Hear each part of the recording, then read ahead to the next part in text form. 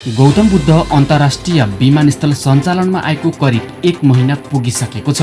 1 महिनाको अवधिमा जजिराले बाहेक अरू एयरलाइन्सले उडान गर्न चासो दिएका मात्रै छन्, तर उडान गरेका छैनन्। आज हामीहरूले BBC नेपालीले तयार पारेको गौतम बुद्ध अन्तर्राष्ट्रिय विमानस्थल सञ्चालन होला त भन्ने विषयमा यो न्युज सम्बन्धीको भिडियो लिएर उपस्थित भएका छौँ।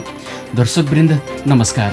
के गौतम बुद्ध अन्तर्राष्ट्रिय विमानस्थल भारतले एयर रुट दिएन भने सञ्चालनमा आउन के कस्तो अवरोध उत्पन्न होला त? आज हामीहरूले यसै सम्बन्धी भिडियो प्रस्तुत गर्दैछौँ। सर्वप्रथम त तपाईहरूले यो भिडियो सामग्री कहाँबाट हेर्दै हुनुहुन्छ कमेन्ट बक्समा कमेन्ट छोड्नुहोला। साथै यो च्यानललाई सब्सक्राइब गर्नुभएको छैन भने सब्सक्राइब पनि गरिदिनुहोला र यो भिडियो नछुटाइकन अन्तिमसम्म हेरिदिनुहोला। आउनुहोस् ढिलै नगरी यो भिडियो सामग्री सुरु गरौँ।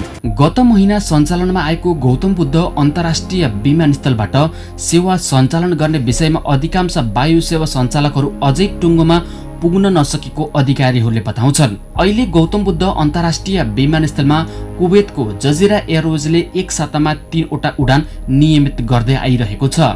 जजिराले 7 दिन विमान उडाउने योजना पनि बनाएको अधिकारीहरू बताउँछन्, तर त्यसबाहेक अन्य वायु सेवा सञ्चालकहरू भने अझै पर्ख र हेरकै रणनीतिमा छन्।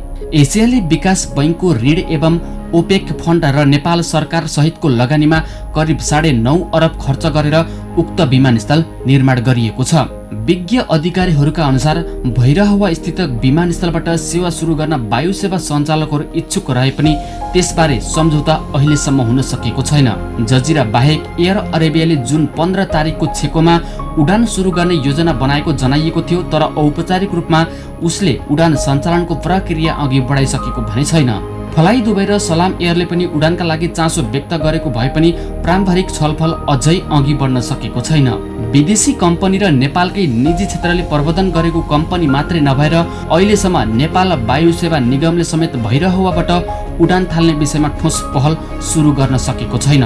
विमानस्थलका सहप्रवक्ता ज्ञान बहादुर अर्यालका अनुसार भैरहवाबाट उडान सुरु गर्नका लागि निगमले अहिले खाका तयार पार्ने प्रक्रिया सुरु गर्न लागेको छ। अहिले राष्ट्रिय ध्वजवाहकले 4 विमानतर्फ 8 देशका 10 वटा गन्तव्यमा उडान गरिरहेको छ। निगमका विमानले यी गन्तव्यमा सातामा झण्डै 100 उडान गर्दै आइरहेका छन्। पर्यटकीय दृष्टिकोणबाट हेर्दा बौद्ध धर्मावलम्बीहरूका लागि अत्यन्तै महत्त्व बोकेको ठाउँ भएकाले जापान, थाइल्यान्ड जस्ता स्थानका केही उडानलाई भैरहवाबाट गर्ने कि भन्ने सामान्य छलफलताको तहमा रहेको छ। सरम गन्तव्यका लागि पनि त्यो पाइक पर्ने ठाउँ नै हो। हाल निगमका विमानले बैङ्ककका 7 को 5 अनि जापानबाट 3 वटा उडान गर्दै आएका छन्। नयाँ विमानस्थलमा कम्पनीलाई आकर्षण गर्नका लागि सरकारले विभिन्न छुटको समेत व्यवस्था गरेको छ, तर त्यसले पनि सेवा प्रदायकलाई औपचारिक प्रक्रिया अघि बढाउनका लागि प्रेरित गर्न भने सकेको छैन। गौतम बुद्ध अन्तर्राष्ट्रिय विमानस्थलमा के छन् त सुविधाहरू? एक अधिकारीका अनुसार भैरहवाबाट उडान गर्दा एयरलाइन्सले प्रति उडान 1 लाख रुपैयाँसम्मको छुट प्राप्त गरेका छन्। सरकारले उपलब्ध गराएको सहुलियत अनि उडान प्रबन्धन गर्नका लागि जजिराले यात्रुलाई उपलब्ध गराएको छुटका कारण हाल भैरहवा विमानस्थलबाट कुवेतको हवाई यात्रा गर्दा काठमाडौँ भन्दा झन्डै 8,000 रुपैयाँ सस्तो परेको अधिकारीहरू बताउँछन्। त्यसले कुवेत हुँदै जजिराले उडान भर्ने 45 वटा गन्तव्यमा जाने यात्रुहरू लाभान्वित भने भएका छन्। जजिरा एयरलाइन्सबाट भैरहवा कुवेत उडानमा पछिल्ला केही दिनमा औसतमा 150 यात्रु र कुवेत भैरहवा उडानमा 115 को हाराहारीमा यात्रु रहेको गौतम बुद्ध अन्तर्राष्ट्रिय विमानस्थलले जानकारी दिएको छ। नयाँ विमानस्थलका लागि उक्त संख्या उत्साहजनक रहेको बताइन्छ, तर उक्त संख्या र थप उडान गर्ने जजिराको योजनाकै भरमा गौतम बुद्ध अन्तर्राष्ट्रिय विमानस्थलको बजार आकलन गर्न सकिने अवस्था नरहेको निगमका अधिकारीहरूको भनाइरहेको छ। निगमले ग्राउन्ड ह्यान्डलिङ मार्फत आफ्नो उपस्थिति जनाइसकेको छ।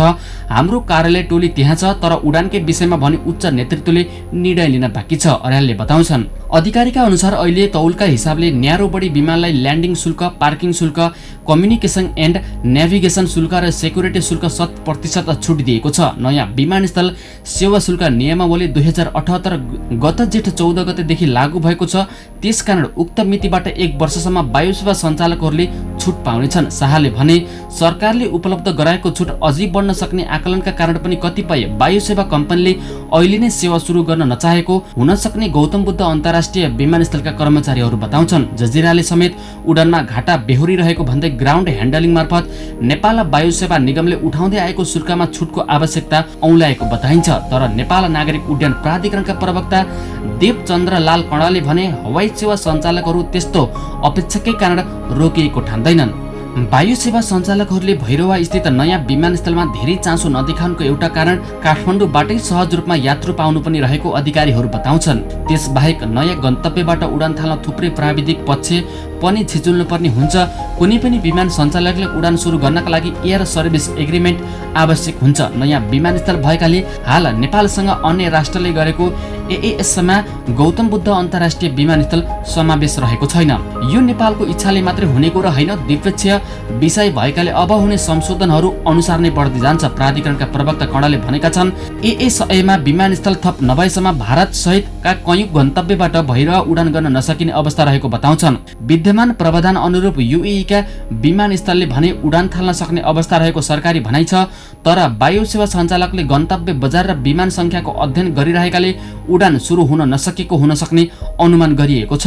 त्यस्तै जहाजको फ्लाइट म्यानेजमेन्ट सिस्टममा नयाँ विमानस्थलको सिस्टम हाल्नुपर्ने प्रक्रिया पनि पार गर्नुपर्ने हुन्छ। त्यसबाहेक वायु सेवा सञ्चालकहरूसँग रहेका विमानले संख्याले पनि गन्तव्यबाट उडान थाल्ने विषयको निर्धारणमा महत्त्वपूर्ण भूमिका खेल्ने बताइन्छ। अन्तर्राष्ट्रिय रूपमा कोभिड महामारी सुरु भए पश्चात नेपालमा आउने कतिपय विमानको सेवा प्रभावित भएकाले पनि नयाँ अन्तर्राष्ट्रिय विमानस्थलमा अपेक्षाकृत रूपमा वायु सेवा सञ्चालकहरूको ध्यान आकर्षित हुन नसकेको अधिकारीहरूले बताउँछन्। अहिले धेरै मानिसको आवाजावत हुने कोरिया र चीन जस्ता गन्तव्यमा हवाई सेवाको सहज उपलब्ध नरहेको पनि बताइन्छ। गौतम बुद्ध अन्तर्राष्ट्रिय विमानस्थलबाट हाल दोहोऱ्याएर विदेश जान चाहनेहरूले मात्रै उडान गर्न पाइरहेका छन्। यो नयाँ विमानस्थलमा वायु सेवा प्रदायकले पनि चासो नदेखाउनुको कारण त्यो पनि एउटा रहेको जानकारहरूको बुझाइरहेको छ। श्रम स्वीकृति लिएर पहिलो पटक विदेश जान चाहना भएका मानिसहरू जान पाइरहेका छैनन्। केही समय अघि श्रम मन्त्रीले मन्त्रालयको कार्यालय असार 1 गतेबाट भैरवामा खोल्ने बाचा गरेका छन्। त्यसो भएमा वायु सेवा सञ्चालक पनि आकर्षित हुने अधिकारीहरूको अपेक्षा रहेको छ। श्रम रोजगार तथा सामाजिक सुरक्षा मन्त्रालयले भैरवामा सम्पर्क समन्वय र सहजीकरण गर्ने कार्यालयले खोल्नका लागि उपयुक्त स्थानको खोजी गरिरहेको बताएको छ। हाल अनलाइन सेवा मार्फत नै श्रम स्वीकृति लिन सकिने हुँदा सर्वसाधारणहरू काठमाडौँ पुग्नुपर्ने बाध्यता पुग्न परेको छ। तर पनि विविध कारणले मध्यपूर्व लगायतका गन्तव्यमा श्रमका लागि जान चाहने सर्वसाधारण काठमाडौँ पुग्नुपर्ने अवस्था नै रहेको छ। अहिले देशमा 860 वटा म्यानपावर व्यवसाय वैदेशिक रोजगार विभागमा दर्ता रहेकामा झन्डै 95% काठमाडौँमा केन्द्रित रहेको अधिकारीहरूले बताउँछन्। त्यस्तै स्वास्थ्य परीक्षण गर्ने अधिकांश केन्द्रहरू पनि काठमाडौँमा नै रहेका छन्। अभिमुखीकरण कार्यक्रम नगरी विदेश जान नपाइने नियम छ, त्यो हाल काठमाडौँमा मात्रै छ।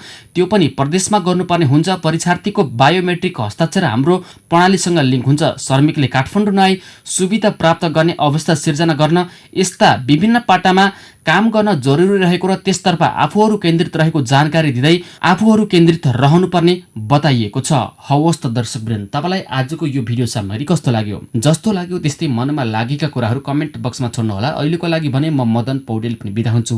नमस्ते।